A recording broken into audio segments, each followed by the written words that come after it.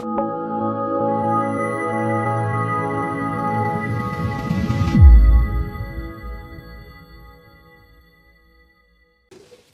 students, it's been quite a while that I have came to teach a new concept regarding biology. Again, welcome to our classes, evolution classes. जो concept आज मैं सिखाना जा रहा हूँ वो बहुत इंपॉर्टेंट एंड बहुत इंटरेस्टिंग कॉन्सेप्ट है. That is regarding the pathogenesis of the AIDS virus HIV. अब ये पैथोजेनेसिस को तुम्हारा एनसीईआरटी में ओवरलैपिंग सीक्वेंस से दिया गया है, जहां पे काफी सारी चीजें ठीक तरह से डिकोड नहीं किया गया है. उसी चीज को हम लोग समझेंगे और एक्चुअली देखेंगे कि होस्ट सेल को कैसे इन्फेक्ट करते हैं, एटलीस्ट इस वीडियो में. इसी के साथ रिलेटेड वीडियो में हम लोग और कुछ कॉन्सेप्ट सीखेंगे जो कनेक्टिंग कॉन्सेप्ट्स होंगे molecular biology as well as your application of biotechnology में एंटीसेंस टेक्नोलॉजी या फिर mRNA साइलेंसिंग का जो कॉन्सेप्ट है.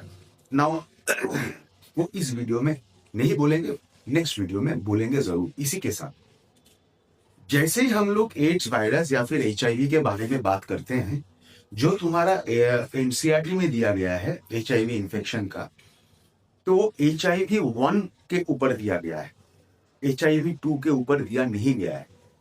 The reason is HIV-1 is found all over the world, but HIV-2 it is only concerned in Western Africa. So जो ज्यादा क्या बोलते हैं माइग्रेट किया है, जो स्ट्रेन ऑफ HIV माइग्रेट किया है वो है HIV-1, which is very pathogenetic in nature.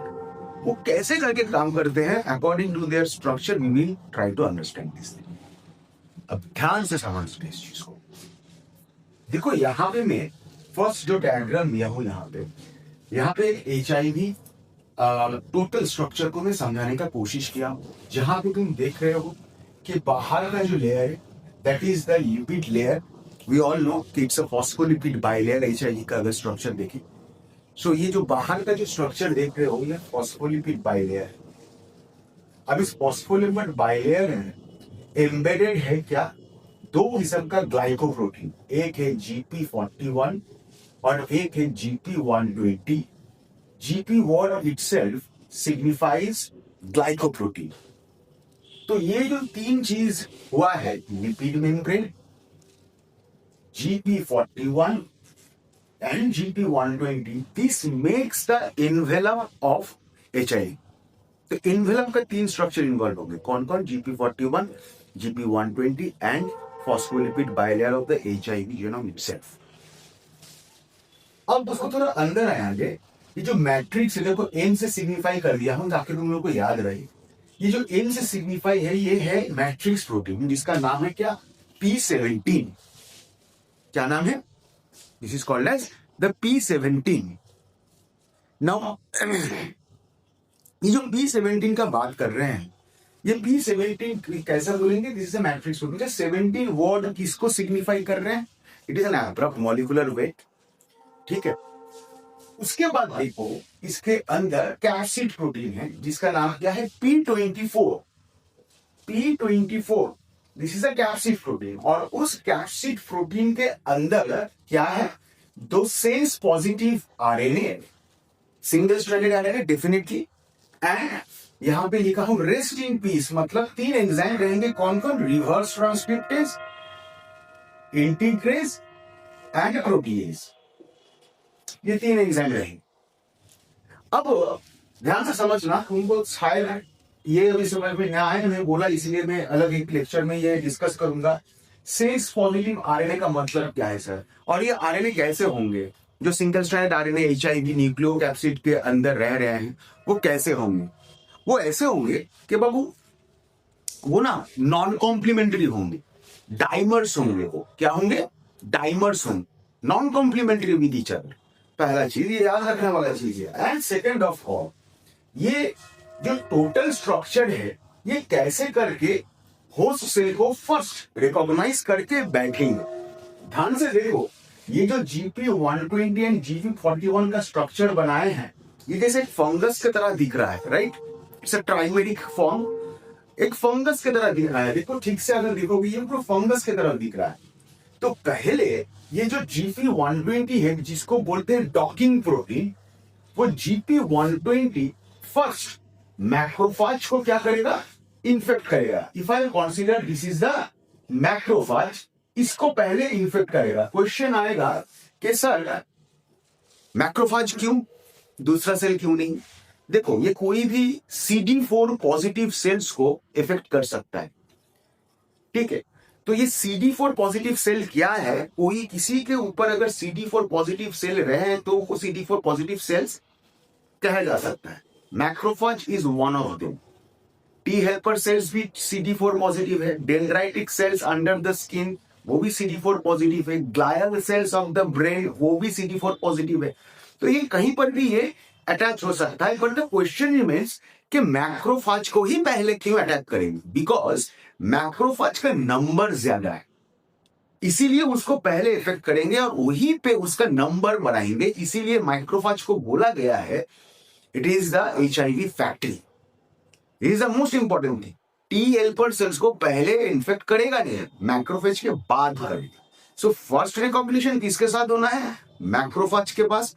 उसमें वो उसका नंबर बढ़ाएंगे, नंबर बढ़ाते हुए क्या करेंगे? Later on it will be infecting the T helper cells और इम्यून सिस्टम को कोलैप्स करने का उनका संभावना रहेगा उसके बाद। So always remember the primary recognition of this HIV is with the CD4 receptors of the macrophage. जहां तो देखो GP120 पहले अटैच हुआ है, लेकिन मैं आ रहा हूं। अब जैसे ही CD4 receptors on the macrophage के ऊपर GP120 अटैच हो गया है, इसके बाद क्या होगा? GP120 से यहां पे देखो एक एक्स्ट्रा आर्म निकल के को रिसेप्टर ऑफ दिस मैक्रोफाज के ऊपर बैठ गया है। मतलब एक हाथ लगा के, ऐसा हाथ निकाल के, if I am considering myself as a GP120, ऐसा हाथ निकाल के ना क्या करेंगे? CD4 अटैचमेंट के बाद GP120 अपने खुद से एक हाथ निकालेगा और एक coreceptor which is sitting on the cell surface of this macrophage उसके साथ बैठ जाएगा, ऐसा ऐसा करके पकड़ लेगा उसको।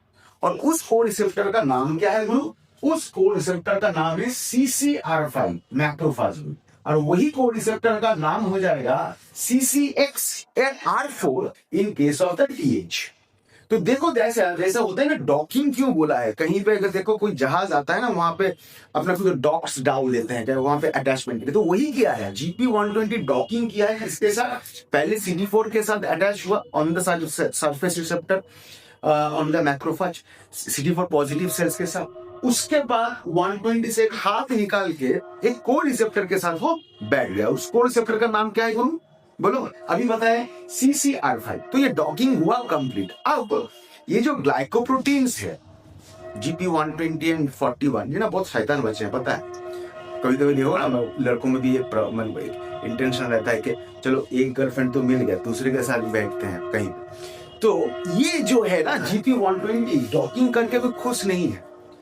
इसके बाद जो GP41 होगा, GP41 का जो एक्स्ट्रा आर्म होगा वो कहां पे बैठ जाएगा? Then it will attack with the host membrane and it will fuse this host cell membrane and the HIV membrane. तो इसीलिए GP41 को बोला गया है फ्यूजन प्रोटीन, GP120 को बोला गया है डॉकिंग प्रोटीन, GP41 को बोला गया है फ्यूजन प्रोटीन। अब जैसे ये दो हाथ ऐसा निकाल लिए ना, अब खुद को ऐसा करके टुवर्ड्स द होस्ट मेम्ब्रेन खींचेगा। अब जैसे ही खींचेगा, देखो होस्ट सेल मेम्ब्रेन और HIV मेम्ब्रेन दोनों फ्यूज हो गए। पहले जो घुस नहीं पा रहा था, दो लिपिड लेयर थे, अभी दोनों लिपिड लेयर क्या हो गया? डिफ्यूजेबल हो गए। डिफ्यूजेबल हो गए, lipid layer of the cell membrane, lipid layer of the HIV, दोनों डिफ्यूजेबल हो गए एक दोनों के साथ अटैच होने के बाद, by the joint action of the docking protein and the fusion protein. अब होने के बाद क्या हो जाएगा? ये देखो कि बाकी का स्ट्रक्चर नहीं, कौन सा स्ट्रक्चर तुम्हारा इसके अंदर आ गए? बताओ, तुम्हारा होस्ट सेल में, होस्ट सेल के अंदर आ गए rest of the matrix protein, the capsids. देखो ध्यान से देखना, यहाँ पे कौन कौन अंदर आ रहे हैं देखो, यहाँ पे आ जाएंगे P70, P24 और ये तीनों enzyme, rest in peace, reverse transcriptase, integrase and protease. जैसे ये अंदर आ जाएंगे, जैसे ये अंदर आ जाएंगे तो इनसाइड द होस्ट साइटोप्लाज्म, याद रखना साइटोप्लाज्म के अंदर आए हैं ये, अभी तक डीएनए न्यूक्लियस के अंदर घुसा नहीं, साइटोप्लाज्म में आए। At that very point of time ना हम लोगों का होस्ट का जो प्रोटीएज एंजाइम है, होस्ट का प्रोटीएज एंजाइम है, वो क्या करेगा, वो देख रहा है कि भैया बाहर से एक ना अजीब किस्म का प्रोटीन आया है एंटीजेनिक प्रॉपर्टी लेके, ये ना एक सेल सुसाइड किस्म का काम कर लेगा। क्या करेगा, अगर ये नहीं करता तो शायद इंफेक्शन नहीं होता या इंटीग्रेशन नहीं होता HIV जेनोम का। क्या करता है, हम लोग का जो होस्ट प्रोटीएज है वो ये P17 एंड P24 लेयर को क्या कर देगा, डिसॉल्व कर देगा, काट देगा। अब यही से प्रॉब्लम स्टार्ट हो जाए। क्यों, जैसे ही काट दिया तो देखो अंदर ये जो P24 के अंदर कैप्सिड के अंदर जो दो पॉजिटिव सेल्स आरएनए थे, दो पॉजिटिव सेल्स आरएनए थे ना, जो क्या था, these positive sense RNA are what, non-complementary थे, and also these were dimers, they were dimers, right, and single stranded थे, we all know this is ssRNA, okay, so HIV genome में single strand RNA नहीं होते हैं, तो ये बाहर cytoplasm में आ गए। अब क्या होगा, बहुत खतरनाक कांड होगा। अभी आएंगे कौन, अभी आएंगे रिवर्स ट्रांसक्रिप्टेज। ये बहुत इंटरेस्टिंग बंदा है। ये रिवर्स ट्रांसक्रिप्टेज का दो एक्टिविटी है, एक होता है रिवर्स ट्रांसक्रिप्टेज का खुद पॉलीमरेज एक्टिविटी। अब तुम खुद सोचो, मॉलिक्यूलर बायोलॉजी में जब तुम लोग डीएनए रेप्लिकेशन पढ़े तो वहां पे कौन सा एंजाइम काम कर रहा था, DNA dependent DNA polymerase, DNA से डीएनए बनना। अब जब ट्रांसक्रिप्शन पढ़े थे वो क्या पढ़े थे बताओ, डीएनए डिपेंडेंट आरएनए पॉलीमरेज, मतलब डीएनए का टेम्पलेट स्ट्रैंड यूज करके वहां से हम लोग क्या बना रहे थे, हम लोग वहां से बना रहे थे क्या बोलो, आरएनए, सेंस आरएनए, ये बना रहा है वहां। बट यहां से देखो, यहां पे आरएनए से हमको बनाना है क्या, डीएनए। तो यहां पे रिवर्स ट्रांसक्रिप्टेज का जो पॉलीमरेज एक्टिविटी है वो कैसा होगा गुरु, RNA dependent DNA polymerase. It will be what, RNA dependent DNA polymerase. वो क्या करेगा, ये जो आरएनए है, दो सिंगल स्ट्रैंडेड जो आरएनए है, वहां से वो डीएनए बनाना स्टार्ट करेंगे। अब ये डीएनए जैसे ही बनाना स्टार्ट कर लेंगे, रिवर्स ट्रांसक्रिप्टेज का जो सेकेंड एक्टिविटी है वो है आरएनएज एच एक्टिविटी। वो क्या करेगा, ये जो सिंगल स्ट्रैंडेड आरएनए थे पहले, उसको पूरा कट कर देगा, रखेगा नहीं। और कितना चालाक है देखो, पहले रिवर्स ट्रांसक्रिप्टेज का RNA dependent DNA polymerase activity को यूज करके एक डीएनए बनाया। अब उसके बाद उसी रिवर्स ट्रांसक्रिप्टेज का जो आरएनएज एक्टिविटी है, उससे ये आरएनए को क्या कर देगा, वो डिसॉल्व कर देगा। बहुत खतरनाक है एचआईवी बाबा, मैं पहले से ही बोल दे रहा हूं। तो जैसे ये डिसॉल्व कर जाएगा, फिर से polymerase activity of reverse transcriptase active हो जाएंगे। क्यों, क्योंकि सर यहाँ पे देख रहे हैं ये सिंगल स्ट्रैंडेड डीएनए जो बनाए थे बाय द रिवर्स ट्रांसक्रिप्टेज, तो वहां से क्या हुआ, ये सिंगल स्ट्रैंडेड डीएनए से कॉम्प्लीमेंट्री स्ट्रैंड बनना स्टार्ट हो जाएगा। फिर से polymerase activity of reverse transcriptase active हो जाएंगे। तो देखो यहाँ पर क्या हुआ, ये सिंगल स्ट्रैंडेड डीएनए बना था और ये कॉम्प्लीमेंट्री स्ट्रैंड बन गए। अब ये जो बना, इसको बोलते हैं हम लोग प्रोवायरल डीएनए। क्या बोलते हैं इसको ब्रो, इसको बोलते हैं प्रोवायरल डीएनए। अब ये प्रोवायरल डीएनए साइटोप्लाज्म में जो था, वो साइटोप्लाज्म से कहां आ जाएगा बाबा, ये साइटोप्लाज्म से आ जाएंगे। देखो कहां से आया, किसके अंदर आया बोलो, न्यूक्लियस के अंदर। सर कैसे आ जाएगा न्यूक्लियस के अंदर बाबा, देखो न्यूक्लियस का मेम्ब्रेन में क्या है, ये न्यूक्लियर कोर कॉम्प्लेक्स है। ये न्यूक्लियर कोर कॉम्प्लेक्स के सहारे ये जो प्रोवायरल डीएनए वो न्यूक्लियस के अंदर घुस जाएगा फ्रॉम द साइटोप्लाज्म। साइटोप्लाज्म से कहां पे चला जाएगा बाबा? ये प्रोफाइलल डीएनए और घुस जाएगा ये न्यूक्लियस के अंदर वाया न्यूक्लियर पोल कॉम्प्लेक्स। अब आएगा इंटीग्रेस का काम। इंटीग्रेस क्या करेगा? ये जो प्रोफाइलल डीएनए देख रहे हो, ये होस्ट डीएनए के साथ इसको इंटीग्रेट करा देगा। मतलब छोटा छोटा पार्ट्स में सेगमेंट वाइज, देखो ऐसा करके छोटा छोटा पार्ट में ये होस्ट डीएनए के साथ इसको इंटीग्रेट करेगा। This is the host DNA, और उसके साथ ही इंटीग्रेट कर दिया प्रोवायरल डीएनए को। देखो ध्यान से देखो, दिस वाज द प्रोवायरल डीएनए। अब जैसे इंटीग्रेट कर देगा होस्ट डीएनए के साथ, उसी पॉइंट ऑफ टाइम में तुम्हारे एनसीईआरटी में बोला है कि भैया एचआईवी क्या करता है, होस्ट मशीनरी को यूज करता है और पूरा एकदम फलाना दिमागा का। अब होस्ट मॉलिक्यूल का क्या यूज करेंगे? क्वेश्चन तो ये हो, होस्ट मॉलिक्यूल का क्या यूज करेंगे?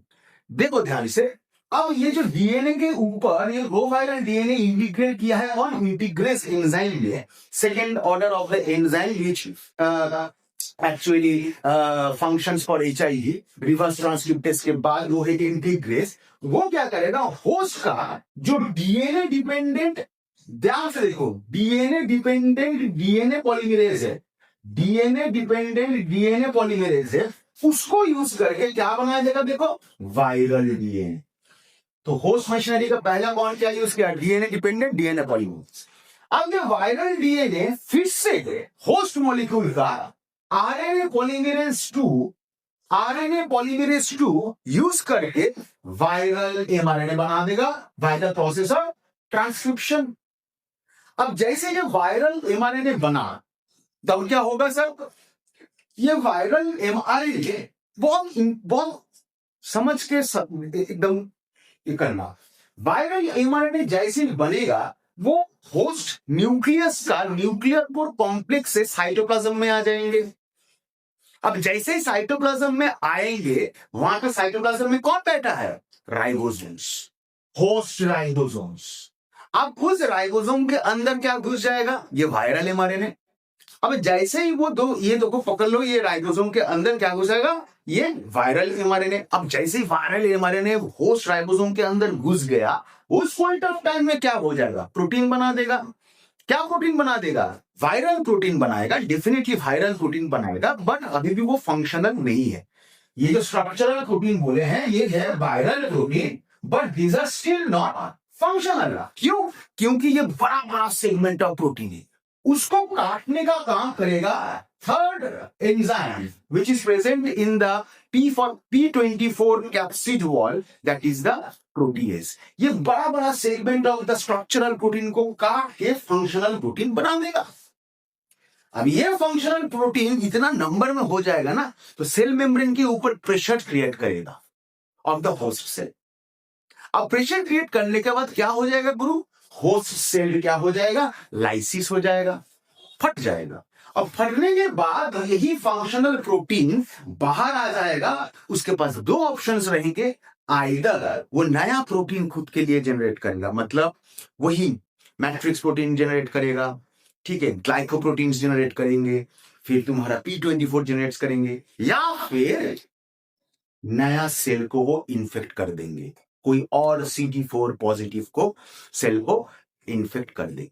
सो ध्यान से समझना क्या हुआ, एक के बाद एक HIV जिना एक होस्ट के साथ कैसे इंटरेक्ट करते हैं। पहले डॉकिंग प्रोटीन फ्यूज करेंगे CD4 रिसेप्टर्स के साथ।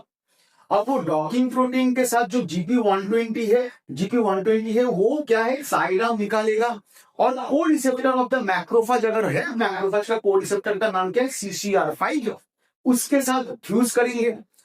एंड इसके बाद GP41 उसका एक्स्ट्रा आर्म यूज करेंगे, यूज करके कहां पे चला जाएगा बोलो? Cell membrane of the host के साथ वो फिर अटैचमेंट करेंगे।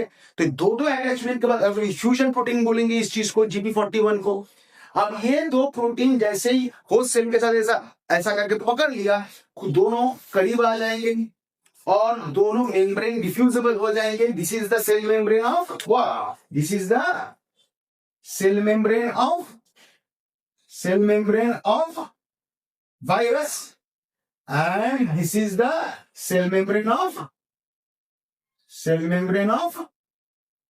host अब देखो दोनों host as well as virus का सेल मेम्ब्रेन क्या हो गया, डिफ्यूज हो गया। बाकी देखो बाहर GP120 GP41 अंदर नहीं घुसा, सिर्फ यहाँ घुस गया है। देखो सिर्फ मैट्रिक्स प्रोटीन घुसा है, P24 घुसा है, और P24 के अंदर क्या है बाबा, 2 single stranded RNA and rest in peace, मतलब रिवर्स ट्रांसक्रिप्टेज इंटीग्रेस प्रोटीएज, ये अंदर घुस जाएंगे।